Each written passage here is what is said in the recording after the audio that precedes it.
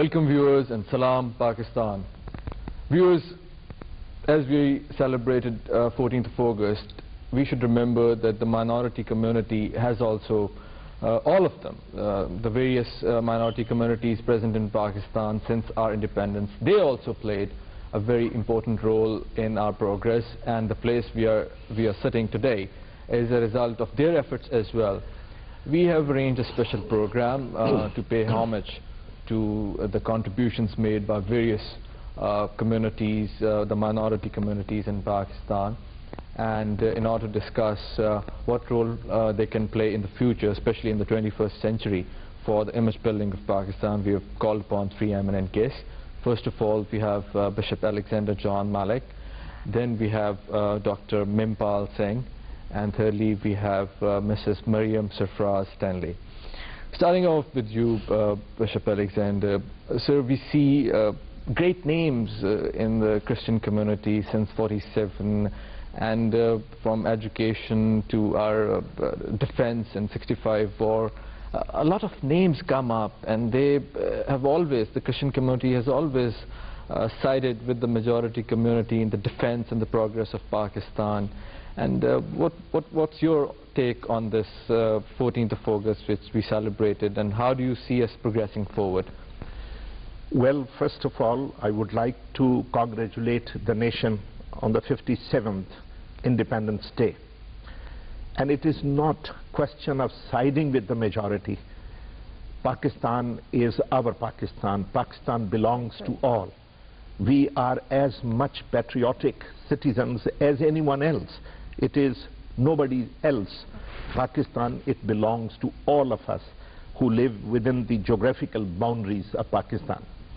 And as far as our contribution is concerned, I feel the biggest contribution we have made to Pakistan is through education.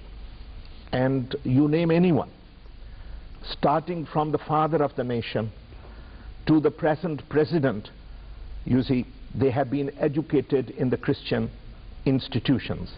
And I think we have given a leadership to Pakistan right after the independence. And then also have looked after the sick and the ailing through medical work. We have something like 65 hospitals, dispensaries, you name any far-flung areas. You see, even in Waziristan, you see, we have in Tank, a big hospital. So like that, we have tried in a small way. I think our contribution is far more than our numbers.